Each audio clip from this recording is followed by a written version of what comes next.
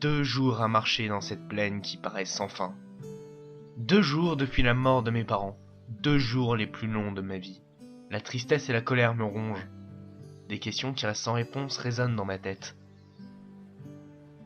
Pourquoi nous a-t-on attaqués?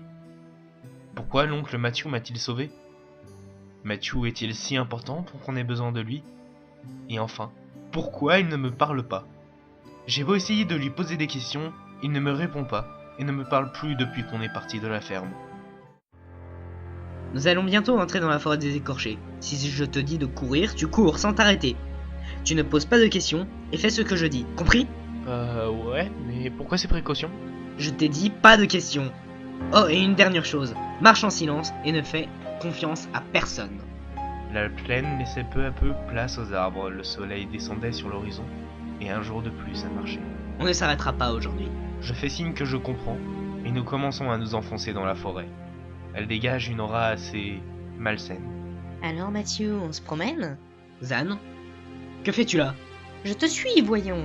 Zan, on en a déjà parlé, c'était une fois pour se marrer. Ce n'est pas toi qui m'intéresse. Ce môme ne sait pas faire la différence entre un mort-vivant et une niche. Qui est-ce? Une femme descend d'un arbre avec grâce et se pose sur le sol. Elle est rousse, a des yeux verts et, le plus déstabilisant, des oreilles pointues. Je suis Zan. Vous voulez dire Jeanne? Non, Zan, avec un Z. Elle met ses charmes exposés dans un large décolleté sous mon nez, et je commence à perdre mes moyens. Bon Zan, on n'est pas là pour ça. Tu viens avec nous, mais laisse le petit tranquille, ok? D'accord. Un bruit de claquement résonne et je me sens beaucoup moins attiré par cette femme.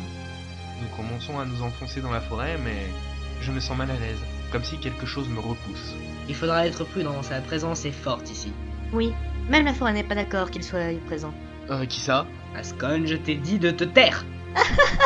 Tu lui fais pas le coup quand même de tu poses aucune question et tu te tais? Comment ça? Que tu parles ou non ne changera rien. Ici, on nous repère à notre chaleur corporelle et pas au son. Ouais, mais j'aurais été tranquille si tu n'avais rien dit. Soudain, j'entends un bruit de craquement. C'est quoi ça? Je vous sens, mes petits.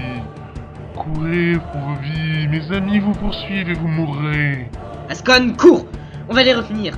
Tout droit, il y a une clairière. Un ermite vit dans une cabane. Tu peux lui faire confiance, mais cours!